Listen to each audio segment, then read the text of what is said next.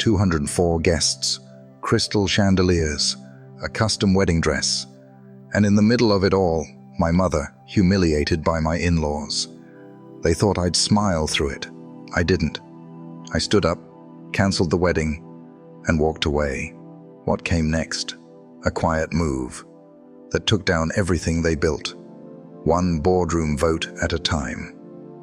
Hi everyone, I'm David, the storyteller on the Family Tales channel. Here, I'll share stories about love, conflicts, betrayal, and infidelity within American families. These stories offer a deep look into relationships and the challenges families face. Stay tuned and explore with me. If you love emotional stories and want to uncover the hidden secrets in families, don't forget to like, subscribe, and turn on notifications so you won't miss any of our videos. On Father's Day, my daughter surprised me with a beautifully wrapped gift box. However, my wife glanced at it and softly said, "Don't open it." I inquired, "Why? Do you not see?" I leaned in, my heart racing, and suddenly froze in disbelief. Just 10 minutes later, the police showed up, prepared to be amazed by the contents of the box. Before we dive in, don't forget to subscribe to the channel and share your location in the comments below. Dad, do you realize that I need the money right now, not when you're gone? The coffee cup crashed onto the unforgiving wooden floor, splintering into pieces. A brown liquid cascaded onto the exquisite Persian rug. Samantha's cheeks turned a deep shade of crimson, and her perfectly manicured fingers quivered from the shock of dropping the cup. I tightened my grip on the inheritance documents. 3 decades of meticulous strategy, now transformed into tools of desperation in my daughter's grasp. The papers rustled beneath my tense grip. "Samantha, I'm not a cash machine. Your inheritance will be waiting for you when the moment is right." Peter sank further into our leather sofa, a mischievous grin spreading across his face. "Let's go, Will. She is your one and only daughter. What's a few thousand to lend us a hand? Several thousand." The man was utterly devoid of shame. Just last month, it revolved around gambling debts. Prior to that, Samantha's shopping adventures. The demands kept coming, becoming increasingly audacious. "Need assistance." I rose gradually, my 66-year-old joints voicing their discontent. "For 3 consecutive years, I've been here to assist you. Your retirement fund is not a resource for personal loans." Jessica stood in the doorway, her hands twisting a dish towel nervously. "Let's all take a moment to relax. Let's discuss this in a rational manner. Is that reasonable?" Samantha spun around to face her mother. "He's lounging on a fortune, while we're struggling under a mountain of debt." "The debt you brought upon yourself," I remarked softly. "Consequences of your decisions." The family photo on the mantel was turned face down. Did it drop during Samantha's outburst, or was it intentionally moved by someone? The silver frame gleamed under the overhead light, mirroring an expanse of pure brightness. Peter leaned in, resting his elbows on his knees. "Listen up, my friend. Time isn't on your side. Why not relish the opportunity to share your wealth and witness the appreciation it brings while you're still here?" The bitterness of disrespect lingered like a sour aftertaste in my mouth. This comes from an individual who has never maintained a consistent job, relying instead on my daughter's credit cards and my sporadic kindness. I dedicated 43 years to earn that money. Every word emerged with increasing difficulty. 4 decades of relentless 12-hour days, skipped meals, vacations that have been cancelled, to ensure you enjoyed a cozy and joyful childhood, Samantha, so that my mother and I can enjoy a dignified retirement. Respect. Samantha let out a sharp, derisive laugh. "What's noble about accumulating wealth while your daughter is in pain endures. I admired her designer handbag, her vibrant highlights, her luxurious jewelry. Peter has just acquired a fresh pair of sneakers. Their suffering appeared surprisingly cozy. Your pain is a result of your own choices. The words slipped out before I had a chance to hold them back. Each and every crisis, each and every emergency, each urgent request for funds, every single one of them is your creation. The silence hung taut like a finely tuned string. Jessica entered the room, her complexion ashen. "William," she murmured, "perhaps we ought to. What should be done?" Samantha's voice shattered like fragile glass. "Should you continue to nurture your self-centeredness? Why not continue to play the role of a caring father, rather than revealing your true nature as a greedy miser?" The allegations struck with the force of a punch, insatiable. Self-centered, unaffectionate. 40. 3 years of dedication. This was my reward. Peter rose to his feet, his face contorting into a more sinister expression. "Do you want to hear my thoughts, Will? It seems you take pleasure in observing our challenges. It truly empowers you, doesn't it? Leave now." The words emerged from a profound place within me. "Both of you. Please leave my home." "Is that your home?" Samantha's eyes sparkled with a hint of danger. "This is the house that Mom contributed to financially. The home of my childhood. It's simply unacceptable to throw your own daughter out. Keep your eyes on me." Yet, she remained still. Peter wasn't either. They lingered like hunters, having detected the unmistakable aroma of vulnerability. Anticipating my retreat. Anticipating the familiar apology. The typical trade-off. A familiar payment made for a fleeting sense of tranquility. This isn't the moment. I approached the front door and swung it open wide. The refreshing evening breeze swept through, infused with the sweet aroma of honeysuckle and the faint echoes of laughter from nearby neighbors. Everyday families engaging in everyday discussions. "How long has it been since we shared a laugh together?" "Samantha," I instructed without glancing back, "take your husband and go.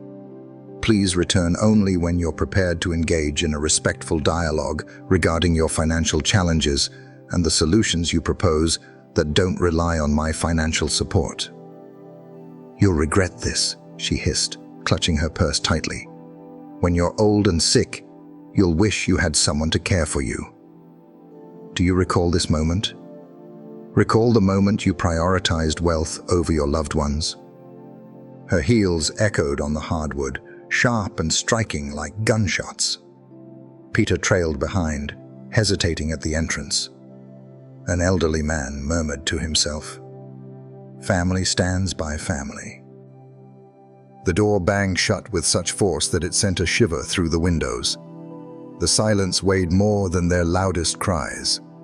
I remained motionless at the front door, my fingers tightly clutching the brass handle. From behind the ornate glass panels, I observed Samantha's BMW lurching out of our driveway, tires screeching against the asphalt. Soft footsteps echoed as Jessica drew near from behind. I turned slowly. "William." The living room resembled a chaotic battlefield. The Persian rug we purchased to celebrate our 20th anniversary now bore the marks of coffee stains. Inheritance documents are strewn across the hardwood floor, resembling a cascade of fallen leaves. The family photo, now turned upside down, caught the glow of the lamplight. The silver frame glimmers with a teasing allure. 43 years, I murmured, almost as if the words were meant for my own reflection, rather than for her ears.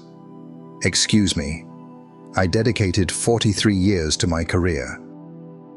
She took on overtime shifts throughout high school to afford new clothes, college textbooks, And that car she dreamed of for her 16th birthday. My voice faltered. The wedding we stretched our budget for, despite the costs. With careful precision, Jessica gathered the scattered papers, each movement intentional and measured. She's facing challenges, William. Her choice is the gambling problem. The words slipped out with an edge I hadn't meant to convey. Each trip to the casino, every wager placed online, every fib about the whereabouts of the cash, her decisions. I approached the mantel and adjusted the family photo to its rightful place. 5-year-old Samantha beamed at me, her gap-toothed grin radiating innocence as she perched on my shoulders at the county fair. When did that cheerful child transform into this cunning stranger, insisting on my life savings? Do you recall the time she wished for that dollhouse for Christmas? I inquired, my fingers brushing against the glass. And the one located at the upscale toy boutique in the heart of downtown. I put in double shifts for 2 months to make it happen. Jessica's silence spoke volumes. We both recalled, just as we recalled the ballet lessons, the summer camps, and the designer shoes that her friends all wore. Every sacrifice is made with joy for the happiness of our daughter. Now she's hurling coffee mugs my way since I refused to part with my retirement fund. She didn't toss it your way, William. She hurled it to the ground. The difference seemed insignificant. The aggression felt identical, whether directed towards me or my belongings. The lack of respect is strikingly similar. I crouched down and retrieved one of the inheritance documents. The legal jargon became a haze as I perused it, yet I was intimately familiar with each clause. Years of meticulous planning, prudent investments, and the art of delayed gratification. Everything was done to ensure Samantha's financial security once we were no longer here. It's Peter's influence, Jessica remarked softly. He plants these notions in her mind about what we are obligated to provide her. Peter was not the source of her greed.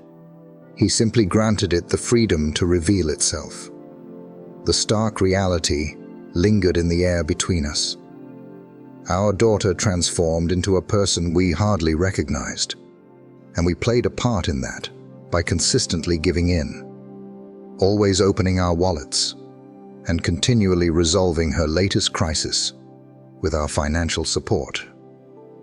My phone vibrated with a text from an unfamiliar number, yet the writing style was instantly familiar. I truly hope you're finding joy, Dad. Children require winter coats and school supplies, yet it seems that your financial priorities take precedence over the needs of your grandchildren. Don't anticipate their arrival in the near future. Grandchildren, Samantha's most powerful asset. Emma, aged 8, and Jake, who is 6. Unwitting victims caught in their mother's battle for my finances. She understood precisely where to hit to inflict the greatest agony. I shared the message with Jessica, her expression twisted in dismay. She wouldn't actually try to keep them away from us, would she? Yet, we were both aware that she would. She had navigated similar situations in the past during less significant disagreements. 1 week here, 2 weeks there. Each time we failed to meet her financial expectations without delay. The children exploited as pawns in her relentless pursuit of wealth. William, perhaps it's time for us to rethink this. Absolutely not. The word erupted with the force of a gunshot. Enough is enough. I refuse to be manipulated by threats concerning the grandchildren. I refuse to show Emma and Jake that love is something that can be purchased, or that family bonds are mere exchanges. Jessica recoiled at my intensity. In 38 years of marriage, she had seldom witnessed me this furious. Even in our most heated disagreements, I had never communicated with such chilling certainty. Yet, an undeniable change had occurred this evening. A deeper insight into my daughter, our bond, and the vision I hold for our family's future.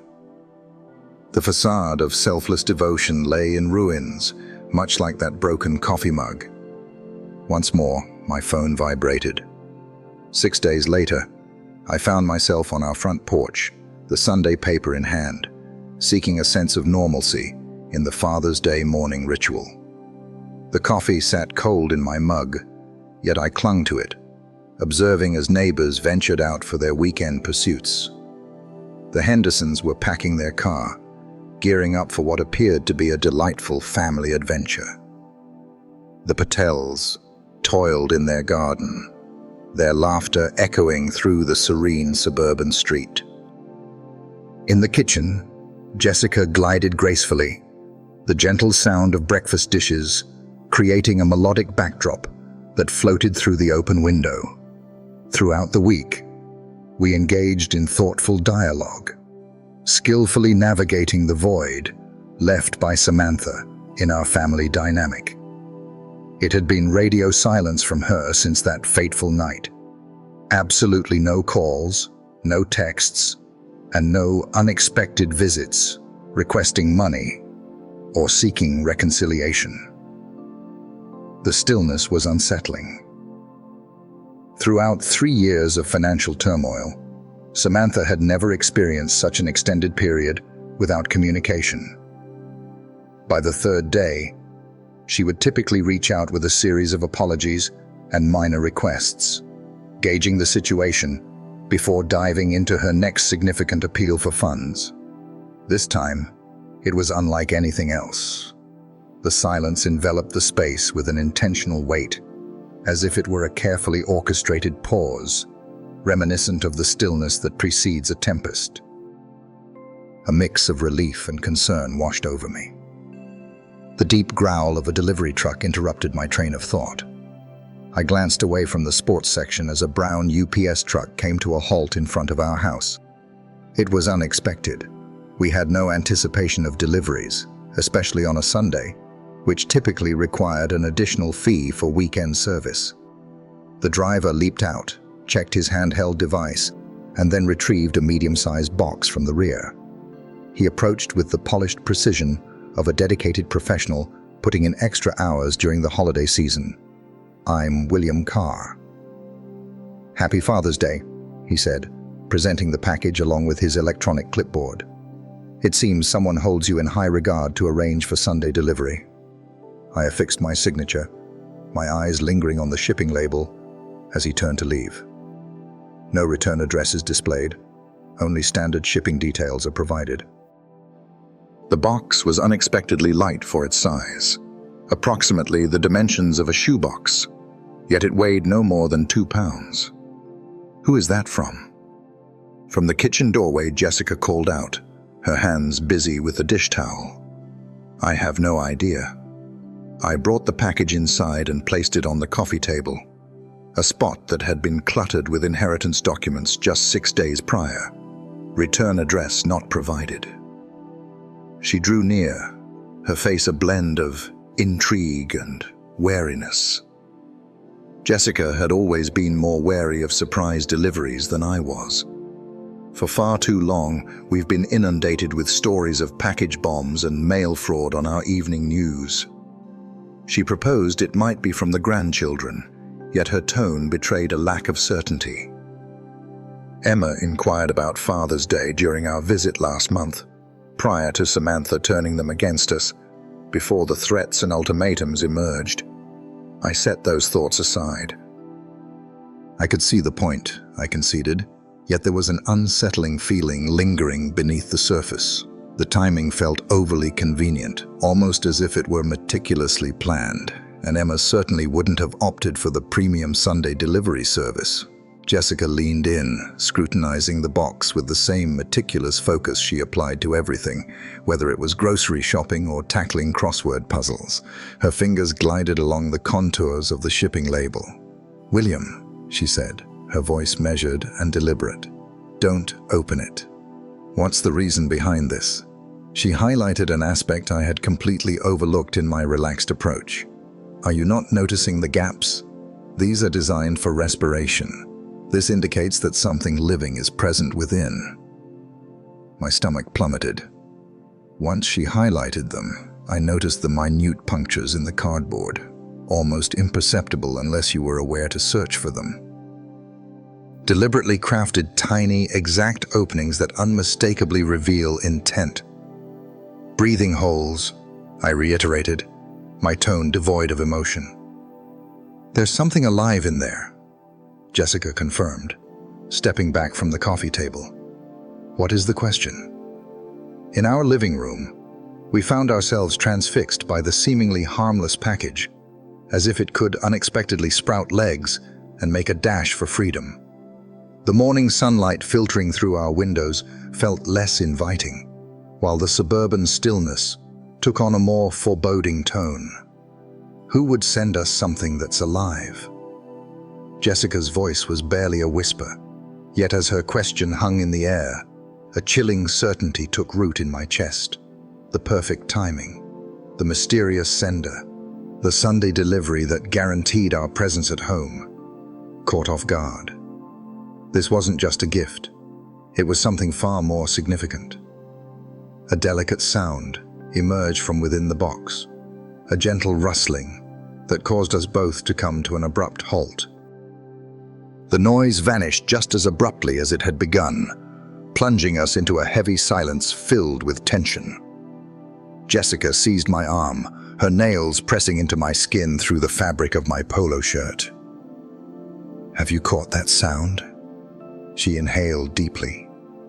I nodded, my voice caught in my throat. Something within that box was undeniably alive, and it was stirring to life. A gentle hissing sound seeped from the cardboard, faint yet undeniably present. We stood frozen, our eyes locked on the package, anticipating it might detonate at any second. The noise ceased. The silence lingered between us, taut and expectant. Once more, it arrived. But this time, it lingered longer. A sharp hiss that coursed through me like ice. Jessica's hold on my arm intensified, her nails digging into the fabric of my shirt. "William," she murmured, her voice a mere whisper. "Reach out to someone." At this moment, my hands trembled as I reached for my phone, instinct guiding me while my mind grappled with the reality of our situation. The digits seemed alien as my fingers quivered over them. "How can I assist you in a time of crisis? Emergency services. How can I assist you? A suspicious package has been discovered, containing something alive within." The words spilled forth more quickly than I had planned. This morning, it arrived without a return address, and it's emitting sounds. "Could you please share the sounds that you're currently experiencing?" I caught Jessica's eye, and she gave me an encouraging nod. The hissing had ceased once more, yet we were both aware it would inevitably come back. I uttered a hiss. I found myself unable to complete the thought. Similar to a serpent, the idea seemed far too risky to express openly. "Is there any noticeable damage or potential threats to the package?" "There are no signs of damage. However, the cardboard features small holes that have been punched through it. Air passages." My voice faltered on the final words. "We are sending officers to your location right away. We kindly ask that you keep a safe distance from the package and refrain from attempting to open it. Could you please relocate to a different room? We are situated roughly 6 feet apart in our living room. Are we ready to step out of the house? Remain indoors, but maintain your space. Officers are expected to arrive within a swift 10 minutes. Please refrain from touching or moving the package at all times." The line fell silent, save for the rhythmic tapping of the dispatcher's fingers on the keyboard. 10 minutes stretched into an eternity as the danger loomed on our coffee table, its presence becoming more palpable with every tick of the clock. "Who do you think could be behind this, William?" Once I hung up, Jessica posed the question I had been anxiously anticipating. The response seemed clear, yet voicing it would solidify the truth, confirming that our daughter had ventured into territory I never thought she would. I hesitated to make a guess, I confessed, yet my thoughts were racing ahead, piecing together connections I wished to avoid. The timing of Father's Day was intentional. An anonymous sender, aware of our address, our routines, our weaknesses, someone fueled by anger over our recent disagreement, orchestrating something so intricate and so heartless. We both recoiled as another sound emanated from the box, not just a hiss this time, but a rustling that hinted at movement, something rearranging itself within the tight confines. Jessica spoke softly about the argument. Just 6 days ago, she stormed out in a fit of anger. There was no need for her to utter Samantha's name. We found ourselves on the same dark journey, each of us reaching the same unsettling conclusion through our own twisted reasoning and fear. However, I pointed toward the package. This is not anger. This is truly remarkable. The notion of revenge lingered in the air, a dark shadow that was too distasteful to articulate yet undeniably present. Our daughter, the one we nurtured, supported, and cherished through her imperfections, had sent us something intended to instill fear or cause us harm. The box stirred once more, this time with greater urgency. What lay within was undoubtedly alert now, likely bewildered by its environment, perhaps even stirred by our sounds and actions. What type of individual would treat their own parents this way? Jessica's voice trembled at the question. Desperation echoed in my words, yet they seemed insufficient to capture the depth of the feeling. A person who believes they have been treated unfairly. Yet, beneath the surface, I understood it was something beyond mere desperation. This demanded careful planning, precise calculation, and a hint of malice that revealed a deep fracture in the bond between parent and child. Samantha's reaction wasn't merely a burst of anger. She had orchestrated a calculated maneuver of mental manipulation. The sudden thud of car doors slamming outside startled us both. From the front window, I spotted a police cruiser parked in our driveway. 2 officers approaching our door with the determined gait of individuals skilled in managing high-stakes scenarios. A wave of relief surged through me, leaving my knees trembling. Expert assistance has finally arrived. Before long, the ominous secret hidden within that seemingly harmless package would fall into someone else's hands, to manage with care. The doorbell chimed, crisp and commanding, cutting through the tense stillness of our home. I swung the door open just as Officer Todd Reeves was about to knock again. He stood in the doorway, a commanding figure, tall and robust, exuding the keen awareness of someone well-versed in navigating domestic crises. The nameplate affixed to his uniform displayed the letter T, Reeves. "Good day, Mr. Carr. I am Officer Reeves. Your call regarding a suspicious package has been received. Thank you for your prompt arrival." I moved aside to allow him to enter. The location is in the living room. He carefully wiped his boots on our welcome mat before stepping inside. Jessica emerged in the hallway, her apron still on, hands fidgeting with anxiety. "Officer, we truly appreciate your presence here. We were at a loss for what to do next. You made the perfect choice, ma'am." His voice exuded a serene command. "Could you please display the package for me?" We guided him into the living room, where the box rested on our coffee table, appearing diminutive now that expert assistance was present. Officer Reeves moved in with caution, retrieving latex gloves from his utility belt. "What is the arrival date for this?" "Approximately 35 minutes ago, I mentioned delivery on Sunday. A premium was paid for weekend service." He scrutinized the shipping label, careful not to make contact with the box. The absence of a return address is striking, and mysterious sounds emanate from within. "Is that a hiss?" Jessica spoke softly. She was unable to complete her thought.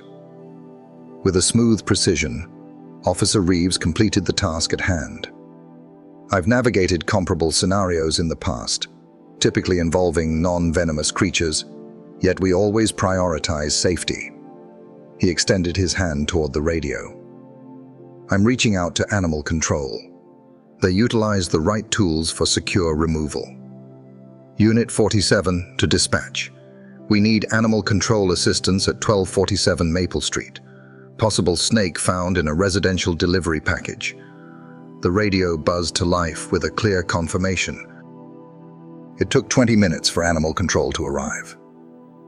Officer Reeves pivoted to face us, transitioning from a focus on procedural efficiency to a keen sense of investigative curiosity. Can you think of anyone who could have sent this?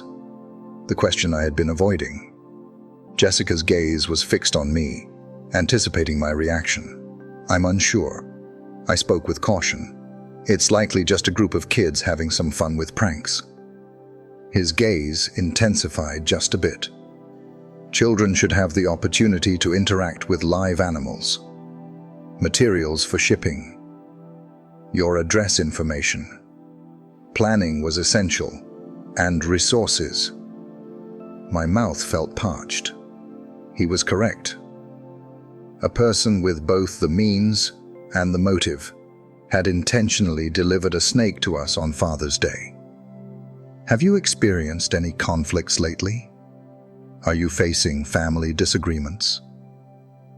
Are you facing family disagreements? The words lingered in the atmosphere, heavy with implication. Jessica's body stiffened next to mine as we navigated the delicate balance of truth and allegiance. There's nothing that could result in, I accomplished this. Officer Reeves examined my expression, recognizing the uncertainty. However, he held back. He reached for a small notebook instead. Have you noticed any unexpected charges on your credit cards lately? Pet shops. Suppliers of exotic animals. The question struck me with the force of a physical blow. Pet shops. The memory surged through me with striking clarity. I observed that charge on my statement from last month. Samantha utilized my credit card for urgent situations. Welcome to Reptile Palace. 127 out of 50. I thought it was intended for the grandkids. Definitely not a snake. Always genuine, Mr. Carr. How are you doing? I managed to return my expression to a neutral state, even as my heart raced within my chest. I'm doing well. I'm currently sorting through all of this. However, I wasn't okay. The puzzle pieces were aligning with chilling precision. The moment is everything. Understanding our habits, access to my credit card, the intentional harshness of selecting Father's Day. My daughter sent me a snake. Are you planning to submit a formal report? Officer Reeves inquired. We can trace the package's origin and take action if we determine the sender's identity. I glanced at Jessica and recognized the familiar turmoil reflected in her gaze. A piece of me craved justice. Yet the deeper part, the one that had devoted 34 years to safeguarding Samantha, despite her imperfections, couldn't bring itself to hand her over to the authorities. I softly replied, No. I prefer not to exaggerate the situation. Filing charges feels a bit extreme if it's merely a prank. Officer Reeves jotted down a note, his expression indicating that this was a familiar refrain. When family loyalty overshadows justice, even as relatives tread perilous paths. A different vehicle just rolled into our driveway. I spotted a white van outside, emblazoned with the words Animal Control Services on its side. That's Mike Johnson, Officer Reeves stated. Premier wildlife expert in the county. This will be resolved safely within the hour. As I observed the animal control officer prepare his gear, it became clear that the true challenge was only just starting. Mike Johnson from Animal Control approached our situation with a level of methodical efficiency that suggested he had navigated far stranger scenarios before. In just 20 minutes, he expertly removed a 3-foot corn snake from the shipping box, verified its non-venomous nature, and placed it into a secure carrier for its journey to a nearby reptile rescue. "What a stunning specimen," he remarked, as he carefully secured the carrier in his van. "This one was worth every penny spent. Corn snakes are fantastic companions when given the right care."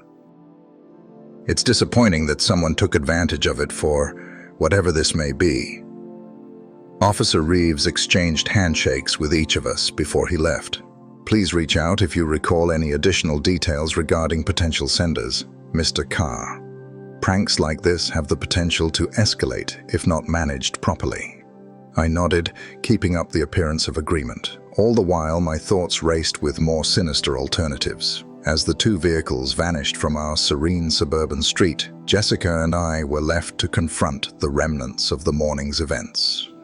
The living room had an unsettling aura, as if it had been breached even after the thorough cleanup by professionals.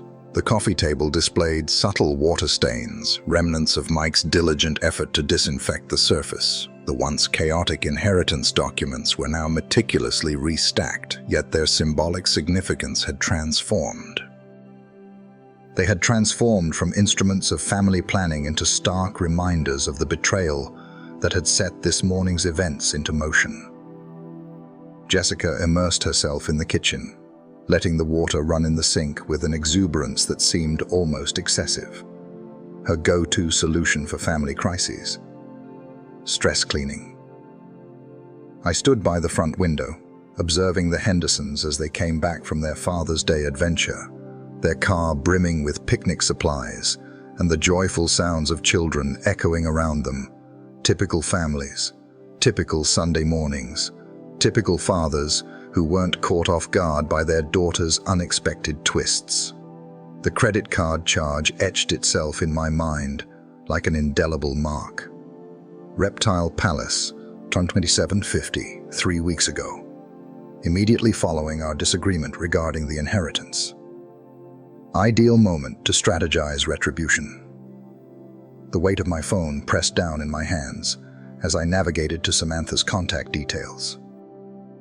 Her radiant smile captured my attention as it gazed back at me, a snapshot from Emma's birthday celebration last year, a time before the financial pressures mounted, before the looming threats regarding access to grandchildren, and before the unexpected delivery of snakes this morning. "Are you actually going to reach out to her?"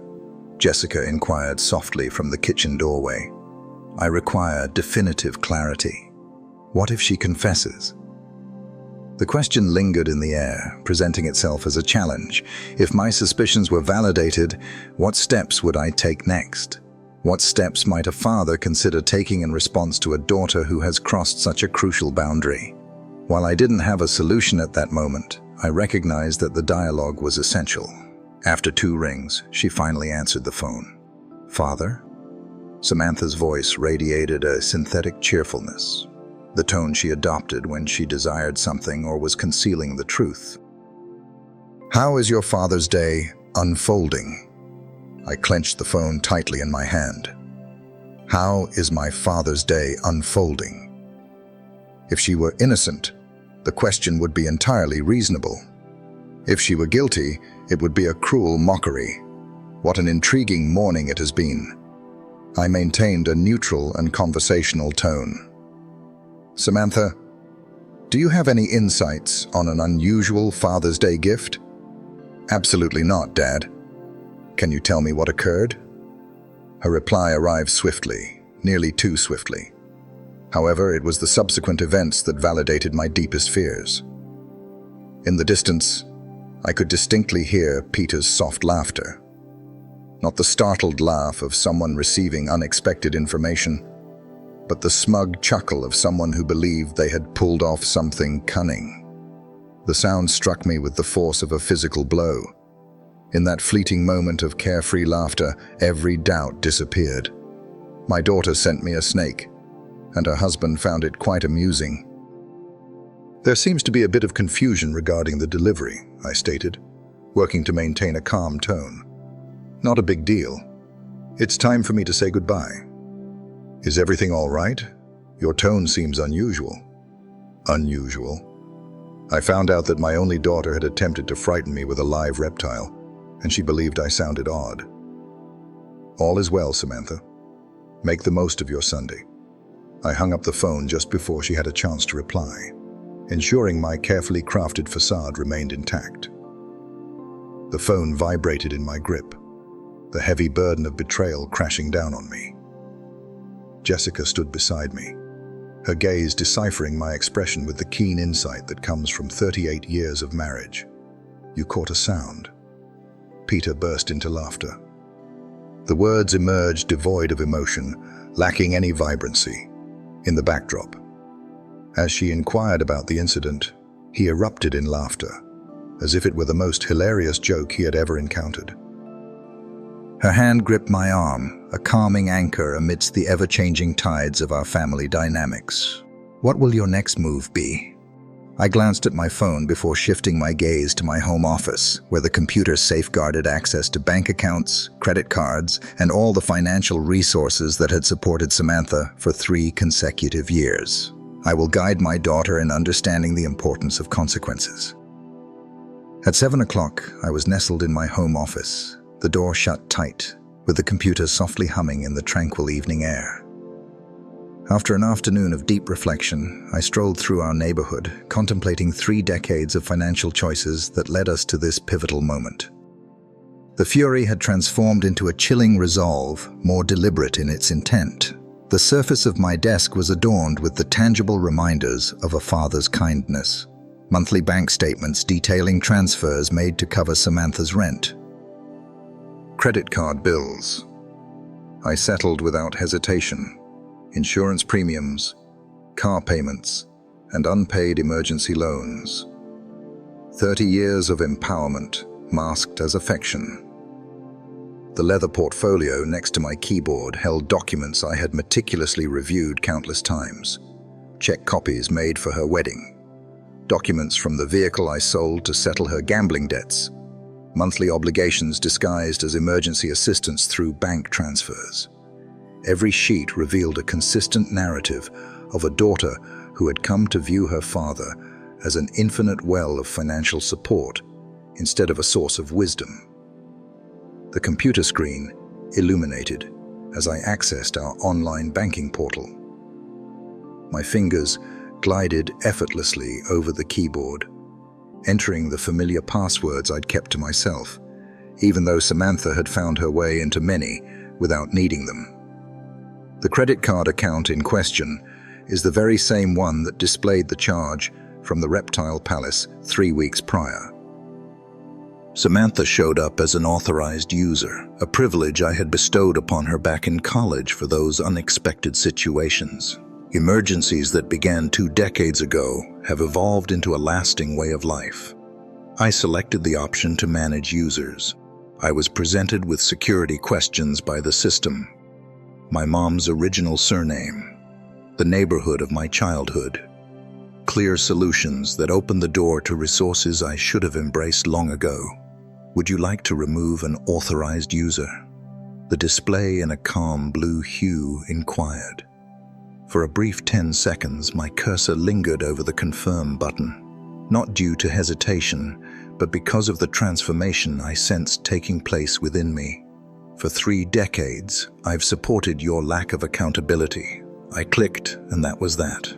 Access has been revoked for the user. Changes will be implemented within 1 business hour. Following that, we moved on to the PIN changes. Samantha had managed to pick up the numbers, likely by observing me closely during one of our numerous financial rescue operations. I have chosen new digits. The year Jessica and I tied the knot. Figures that held significance for our bond, yet were irrelevant to our daughter's plans. The automated payments demanded additional focus. Regular monthly deposits into her checking account, the ongoing charge for her vehicle insurance, a subscription service for her gym membership that she had persuaded me was crucial for her mental well-being. Every cancellation necessitated confirmation. a documented record of my choice to cease being her personal financial institution. I maintained a steady grip throughout the entire process, steady and resolute. This was not an act of cruelty. It was time for accountability. I recalled the conversation from last month when she called, crying about the gambling debts. She had vowed that this would be the final occasion. The ultimate challenge I must overcome. I trusted her, sent another $5,000, and informed Jessica that we were teaching our daughter about responsibility. Instead, I had been showing her that consequences were a matter of choice. The concluding screen displayed a recap of the modifications made. Access to credit has been revoked. Your automatic payments have been successfully cancelled. PIN codes have been successfully updated. 3 decades of effort distilled into just 30 minutes of precise clicking. Preserve. Transformations. The tranquil suburban evening unfolded outside my office window, maintaining its serene cadence. The Hendersons were firing up the grill for dinner in their backyard. Mrs. Patterson took her little dog for a stroll by our mailbox.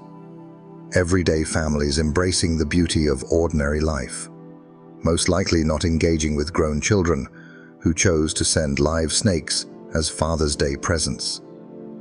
I hit the save button. The confirmation arrived in an instant.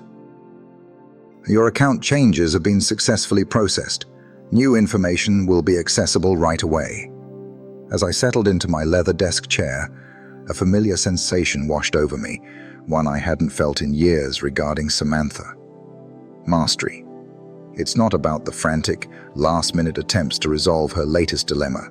It's the composed confidence of a parent who has come to understand that love occasionally means setting boundaries. Tomorrow morning, she would find out that her financial safety net was gone. Her credit card was declined. Her automatic payments would fail to process.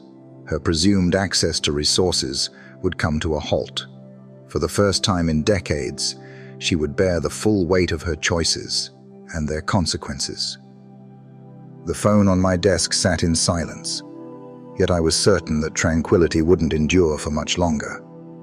The morning unfolded with an unexpected tranquility.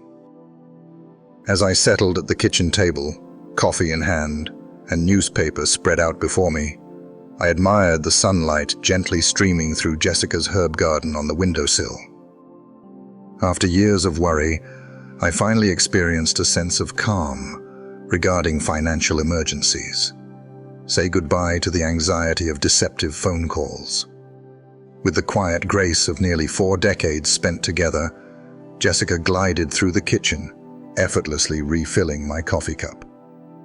She didn't pry into my night at the office, yet her subtle smile hinted that she was fully aware of my achievements. At precisely 8:15, the phone began to ring.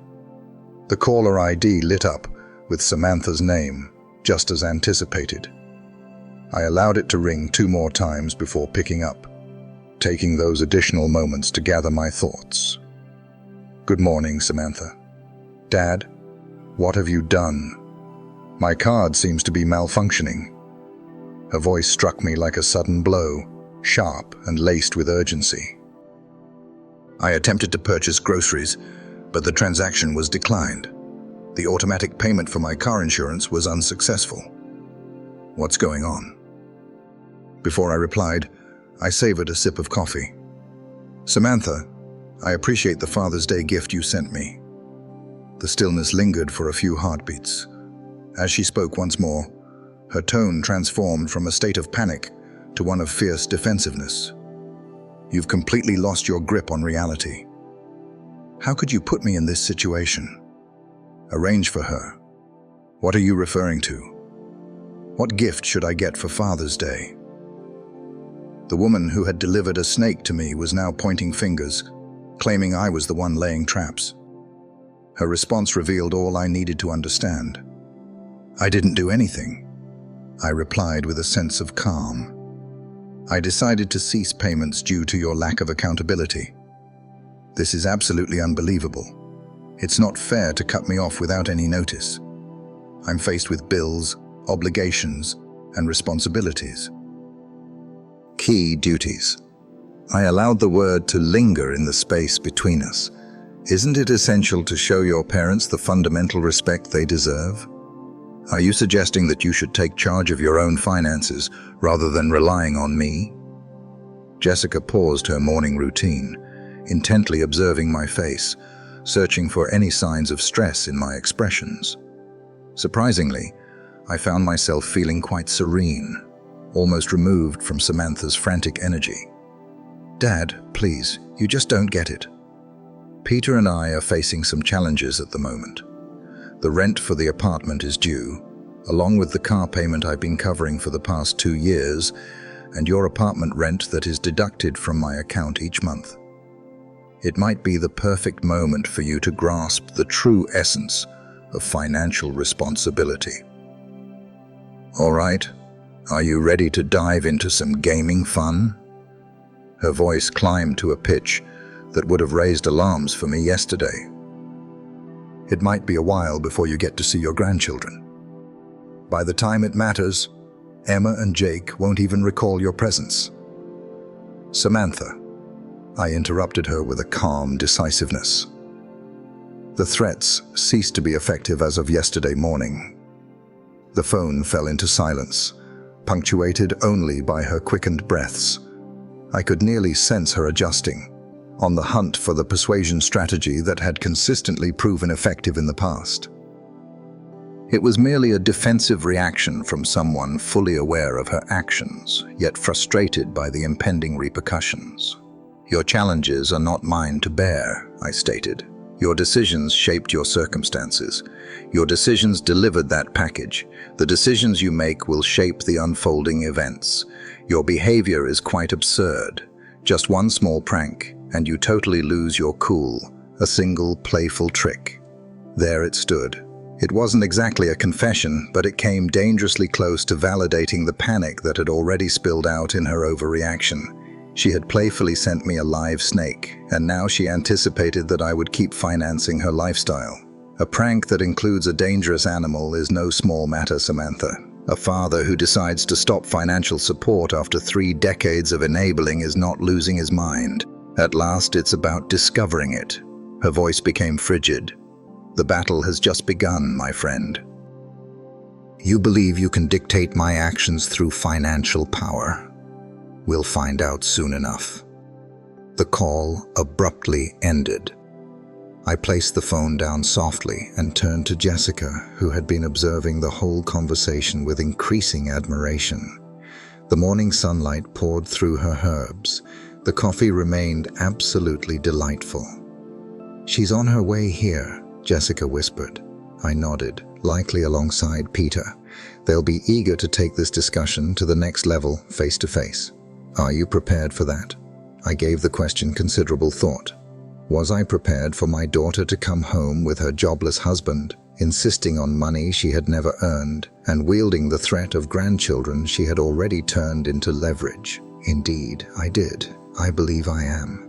The powerful roar of a car engine breaking the morning tranquility filled the air as it pulled into our driveway. The tires screeched on the asphalt as the vehicle came to a sudden halt, punctuated by the loud thud of 2 car doors slamming shut. Jessica and I shared a knowing look. It was clear to both of us who had just stepped through the door. Powerful footsteps echoed down our front walkway, each step resonating with purpose. The doorbell chimed once, crisp and insistent, then rang again without hesitation when no one responded quickly enough. I rose gradually, a sense of remarkable calm washing over me in the face of the impending storm. I whispered to Jessica, "Stay here." "Absolutely not." Her voice resonated with an unexpected power. "We're united in this journey." The doorbell was drowned out by a series of forceful knocks. I approached the front entrance and swung it open, revealing Samantha and Peter on our porch, resembling a dynamic duo poised for action. Samantha's face burned with rage, her hair a chaotic mess, as if she'd thrown on her clothes in a whirlwind and raced here in a storm of emotions. Peter stood ominously behind her, his face twisted with a malevolence I had never experienced aimed at me before. "Father." Samantha's voice resonated with a simmering intensity, barely containing her fury. "It's time for a conversation. We had a conversation earlier today. I stood in the doorway, keeping them at bay. I believed I had communicated my point effectively. Understood." She let out a sharp, mocking laugh. "Your actions were absolutely wild. It's simply not fair to sever our connection over a trivial misunderstanding regarding a Father's Day package." Even now, as she stood on my doorstep demanding money, she couldn't muster the courage to confess her actions. "There's absolutely no confusion here, Samantha. You sent me a serpent. I reacted in a fitting manner." Peter advanced, his imposing figure occupying more of the entrance. "Listen, sir. It seems you may not have fully considered the implications of this decision. Samantha faces expenses and responsibilities. Children require various essentials. Children whose mother uses the threat of distancing them from their grandparents as leverage for financial gain." I responded calmly. Samantha's expression twisted into a mask of intense rage. "All right. Are you ready to take this to the next level? Your grandchildren will be out of reach forever. Emma and Jake will come to understand that their grandfather prioritized wealth over family." The words that once haunted me now seemed utterly powerless in the face of the clarity I had achieved. As I gazed at my daughter, I realized I was no longer seeing the little girl I had nurtured, but rather a cunning stranger who had emerged in her place. I spoke softly. "Samantha, that doesn't come across as a threat. What a wonderful blessing." Her expression was one of pure astonishment. The reaction she received was far from what she had anticipated, not the crushing impact that had once left me powerless. Peter's jaw dropped in astonishment. "You? What is happening?" Samantha hesitated, her words caught in her throat. "If you tend to use children as pawns in conflicts with their grandparents, it might be for the best that they remain shielded from such manipulation during their formative years." Peter's expression transformed into a shadowy intensity. He moved closer, the scent of his anger palpable in the air between us. "We know where you live, old man," he said, his voice dripping with menace. "We understand your habits and your daily agenda. It may be time to rethink your stance." Jessica's tension was palpable behind me, yet I held my ground, unwavering. "Are you trying to intimidate me, Peter? Family relationships are a two-way street. Are you planning to sever our connection? All right. However, don't anticipate us fading away without a sound." "Indeed," I remarked, "that's precisely what I anticipated. If you decide against fading away silently, it then becomes an issue for law enforcement, rather than a family discussion." Samantha seized Peter's arm, likely aware that he was venturing into a realm that might lead to legal repercussions. Yet her touch failed to soothe him. It appeared to intensify his aggression. "You believe you're the clever one," Peter went on. "Do you really believe that withholding our funds gives you the upper hand? Alternative methods exist to obtain what we require." "I'm certain there are," I concur, "such as securing employment, for example." It's an intriguing idea, yet individuals have been sustaining themselves through work for centuries. "This isn't over," Samantha hissed, her desperation morphing into a sharp, venomous edge. "You'll wish you hadn't treated us this way. Family stands by family, and actions have repercussions." "Consequences are already in play," I stated. "You're experiencing them in this very moment." They fixed their gaze on me for what felt like an eternity, perhaps coming to the realization that no threats, guilt, or manipulation would ever regain them access to my resources. The individual who dedicated 3 decades to serving as their personal bank had abruptly shut his doors. Samantha turned sharply on her heel and marched back to their car, her determination evident in every step. Peter trailed behind, but not without casting one final, ominous glance my way. I observed them pull away, the engine of their car roaring far too loudly. It was only after their taillights faded from view that I finally closed the front door and turned to face Jessica.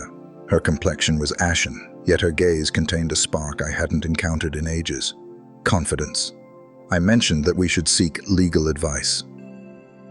The evening settled in, wrapping our home in a cherished tranquility that had become invaluable to us. After dinner, Jessica and I settled at our kitchen table, finding solace in the familiar rhythm of our domestic routine, a soothing balm after the morning's whirlwind. As she savored her chamomile tea, I enjoyed my second cup of coffee, and together we reflected on the day's happenings. The kitchen has always served as our haven for meaningful discussions. In this very place, we deliberated over purchasing the house, mapped out our retirement plans, and addressed our worries regarding Samantha's initial financial challenges. It became the space where we reflected on the total collapse of our family bond. Jessica spoke softly, her mind drifting back to when she was just 8 years old. Do you recall the delightful Mother's Day breakfast she prepared? Charred toast, paired with overly pulpy orange juice, yet her pride was undeniable. I vividly recall Samantha in her pink pajamas, perched on a kitchen stool, reaching for the counter, her determination shining through as she aimed to surprise us with breakfast in bed. The memory seemed to belong to a different family altogether. She would create drawings for us, I mentioned, simple stick figures of our family joined together, hand in hand. For years, they remained tucked away in my office desk drawer. There's still a few tucked away in that memory box upstairs. Jessica's voice resonated with a deep sense of maternal sorrow. William, she remains our daughter, no matter what has transpired today. The words I had been anticipating all day, Jessica's innate ability to mend, to seek harmony, to find a way to restore what was once fractured. It was one of the traits that had captured my heart. This steadfast conviction that families can conquer any challenge. Jess, I spoke softly. She went too far.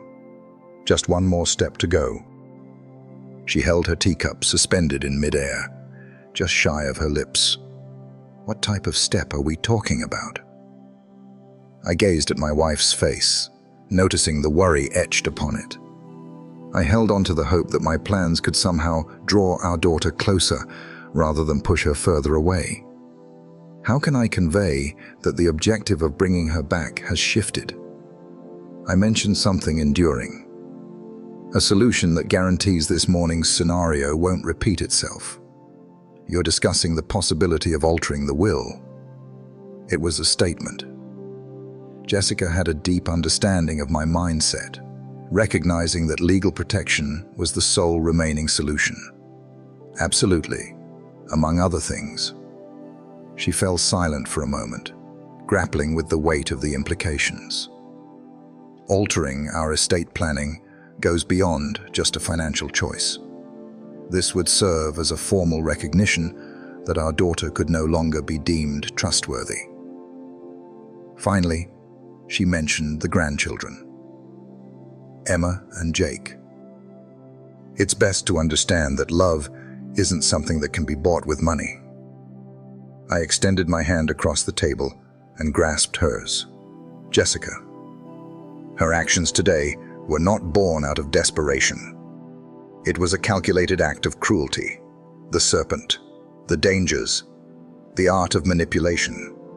That's the person she has decided to be. However, by removing her from our lives entirely, we safeguard ourselves against potential future harm. We safeguard our marriage by effectively handling her crises. We safeguard our retirement from being gradually depleted by those who view us as a resource instead of as parents. Jessica held my hand tightly, her thumb gliding over my knuckles in a familiar gesture that had brought me solace through countless smaller trials over the years. This was no minor challenge, however. This marked the conclusion of something essential. Will it put an end to her? She inquired. If all the legal matters are resolved, will she finally give us some peace? This will eliminate her motivation to reach out. Funds are unavailable, no legacy to safeguard, no leverage to uphold. She'll need to seek out new individuals to influence. It had a certain chill to it, yet it was undeniably essential. Samantha would shift her focus to more manageable targets, individuals who were still unaware of her recurring themes. "I can't believe it has come to this," Jessica whispered. "I feel the same way. I refuse to let our remaining years be dictated by threats and manipulation. I refuse to allow her to undermine everything we've created together." Beyond our kitchen window, the tranquil suburban evening unfolded in its soothing cadence. The Hendersons strolled through the neighborhood with their dog in tow. Mrs. Patterson tended to her garden, nurturing each plant with care as she watered them gently. Everyday individuals navigating through their routine existence. "When will you take action?" Jessica inquired. "First thing tomorrow morning, I'll be giving Margaret Summers a call. For 15 years, she has expertly managed our legal work. She will pinpoint precisely what actions are necessary to ensure it is foolproof." Jessica nodded slowly, embracing the reality before her, even as it shattered her heart. What if Samantha discovers the truth? She will come around in due time. However, at that point, the legal safeguards will be established. Her anger will no longer have any power over us. I rose from the table, cradling our empty cups as I made my way to the sink. Just behind me, I caught the soft sound of Jessica's sigh. It's not about disagreement. It's about the profound grief for the daughter we've lost. Tomorrow, I will take that final step. This evening, I would embrace my wife and allow her to grieve the family we once envisioned. The law office of Margaret Summers was situated on the 3rd floor of a striking granite building in the heart of downtown. The walls are adorned with legal volumes, each one a testament to 15 years dedicated to safeguarding families like ours. I found myself seated opposite her rich mahogany desk, a manila folder of documents in hand, experiencing a sense of calm that had eluded me for weeks. "William," she said, taking off her reading glasses. "This morning, during your call, you expressed the need for thorough legal protection. Share the latest updates with me." Margaret expertly managed our wills, property transfers, and the estate of Jessica's mother. We were seen as the dependable couple, always organized and timely with our payments. The story I'm about to share may seem like it belongs to a completely different family altogether. I detailed the inheritance dispute, the snake delivery incident, the blocked credit cards, and the threatening confrontation from yesterday. Margaret absorbed every word, jotting down notes as her demeanor shifted to one of increasing gravity with each revelation. "Peter mentioned that they are aware of our location and our daily habits," I deduced. It came across as a clear threat. She placed her pen aside and reclined in her chair. "William, this is more than just a family dispute. You are outlining behaviors of harassment and intimidation. This issue requires a multifaceted approach. I was really hoping you'd say that." Margaret retrieved a pristine legal pad. "Let's begin with your will. You expressed an interest in reorganizing your inheritance. I prefer my funds to support my grandchildren's education rather than being spent at my daughter's casino." I remarked. "That's a clever choice, William." Her voice exuded a comforting professionalism. "We have the opportunity to establish an educational trust fund dedicated to covering Emma and Jake's schooling, college expenses, and essential educational needs, all while ensuring that their parents cannot access the funds. She presented the framework clearly. A dedicated trustee will oversee the funds, disbursing money solely for verified educational expenses. Samantha and Peter would be completely cut off from any access, control, or ability to influence the children's inheritance. "What's the deal with Jessica?" I inquired. "Completely safeguarded, naturally. Your home, your retirement savings, her peace of mind. No changes occur in that regard. This solely impacts what was intended for Samantha."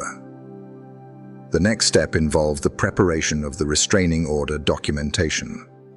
Margaret initiated a fresh document, meticulously documenting the confrontation from yesterday, noting the menacing language and the escalating behavior that had led to genuine intimidation.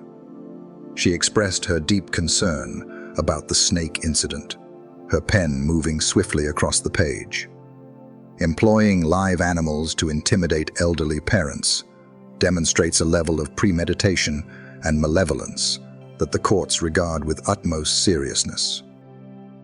What is the duration of this process? The modifications to the will can be completed by the end of the week. You can file the restraining order today. Once granted, any communication from Samantha or Peter transforms into a legal issue rather than a familial disagreement. A wave of relief washed over me, easing a tension that had weighed heavily in my chest for months. The burden of always being on call for Samantha's emergencies, of treading lightly to prevent igniting her threats, of facilitating harmful actions, everything was coming to a close. Margaret added, "There's one more thing. I suggest meticulously documenting all details for any possible future legal proceedings. Document all efforts to reach you, any breaches, and any attempts to engage the grandchildren. Do you believe things will deteriorate before they improve? Individuals who resort to manipulation and intimidation often struggle to respect boundaries with ease. When Samantha finds out she's been excluded from your will and hit with a restraining order, her response is bound to be impactful. Yet, that no longer instilled fear in me. With legal safeguards established, her frustration would be aimed at a system crafted to address such conduct, rather than at two senior parents simply seeking to relish their retirement. The documents, meticulously prepared, were delivered by Margaret's assistant. With each signature I penned on the pages, a sense of gratifying closure washed over me, marking the decisions I had made and put into action. The era of 30 years of financial empowerment has officially come to a close. Our residents would enjoy legal protection against harassment. Margaret indicated that the restraining order is expected to receive approval by the end of business today. Court officers are set to serve both Samantha and Peter by tomorrow morning. Following that, any communication with you or Jessica will be treated as a criminal issue. I rose to depart, exchanging a firm handshake with the woman who had just empowered me to take charge of my own life once again. Beyond her office windows, the city maintained its usual cadence. As I approached her door, I heard Margaret call out, "William, your decisions are spot on. Your family's safety and security are the top priority." I nodded, securing the folder under my arm. Tomorrow morning, Samantha would realize that manipulation was off the table.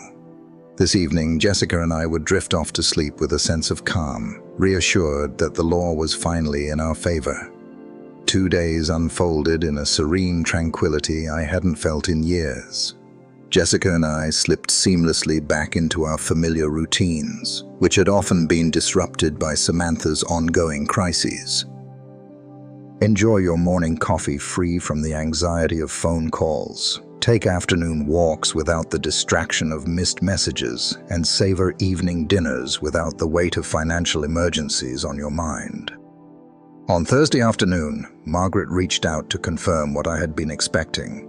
The documents were successfully delivered to you at 2:15 p.m. today, William. Samantha and Peter have both been officially served with the restraining order, and they have received their copies of the will modifications. It's complete.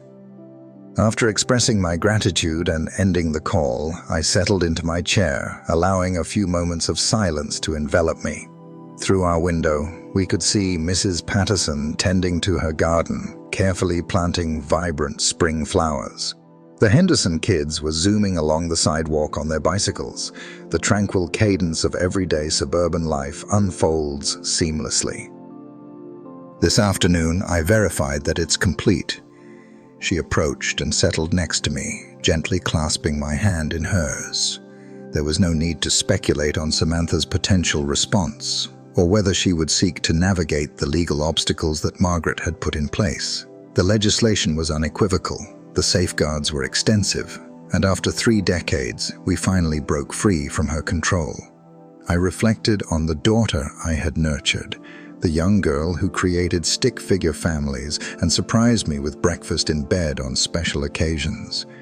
The child had transformed into an individual who dispatched live snakes to her father and ominously threatened to turn his grandchildren into weapons against him.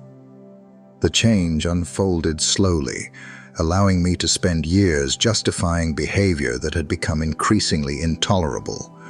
The woman who had confronted me at my doorstep, demanding money and issuing threats, was no longer someone I felt compelled to support. The legal documents defined the limits that love alone could never set. They achieved their desires. I have stepped away from their lives. I couldn't help but notice the irony. Samantha had spent years warning me that she would sever my connection to Emma and Jake if I failed to meet her financial expectations. In her quest for control, she had inadvertently sealed her fate, creating a permanent divide while forfeiting any right to the inheritance she had coveted so fiercely. Emma and Jake would receive support from their educational trust fund, overseen by experts who were immune to manipulation or intimidation. College expenses, tutoring, books, and essential educational needs are all covered, ensuring that parents do not have access to resources they've shown they cannot manage responsibly. Jessica tightened her grip on my hand. Is she aware of what she's truly lost? She will, I assured. The restraining order establishes that any effort to reach out to us will be treated as a criminal offense. The changes to the will eliminate any inheritance disputes, removing the financial motivation to sustain even contentious relationships. She'll need to seek out new individuals to influence. If she breaches the restraining order, it then falls under the jurisdiction of the police department, not ours. For 3 decades, I had been Samantha's unwavering support, always there to catch her when she stumbled. Yet she never truly grasped the lessons from those moments. I parted ways with my classic car to settle her gambling debts. I took care of her rent when she mentioned unforeseen emergencies. I penned check after check, holding on to the hope that this time would bring a different outcome. This crisis will be the final one.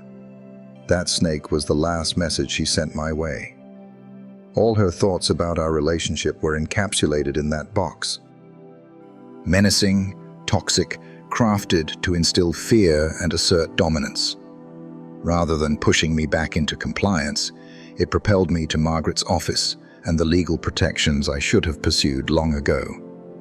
As the sun dipped below the horizon, casting a warm glow through our kitchen window, Jessica and I effortlessly collaborated on dinner, embodying the harmony of a couple free from the burdens of ongoing family turmoil. Our conversation flowed uninterrupted by phone calls. No urgent messages required prompt financial assistance. There were no looming concerns regarding our access to the grandchildren.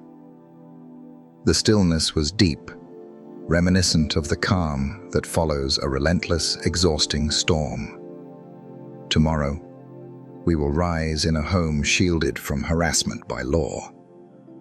Our retirement savings will stay secure, accumulating interest for our peace of mind, instead of being gradually depleted by the missteps of others. Our marriage would thrive without the ongoing strain of navigating an adult child's self-created dramas. I embraced my role as a father, committed to loving my daughter enough to stand firm against her self-destructive choices and their impact on others. Legal boundaries have taken the place of emotional manipulation. Professional repercussions had taken the place of familial remorse. The law restored my life. Tonight, after years of uncertainty, I will finally rest easy, free from the burden of tomorrow's looming crisis. If you enjoyed this story, we'd love for you to give this video a thumbs up, subscribe to our channel, and share your thoughts about the story in the comments below. Click the box on the left to dive into the next story. We appreciate your viewership. That's it for today's story. If you found it moving, don't forget to share the video with your friends and family. I'd love to hear your thoughts, so leave a comment below. Be sure to like, subscribe, and turn on notifications so you never miss another story. Thanks for watching, and I'll see you in the next video. Have a great day.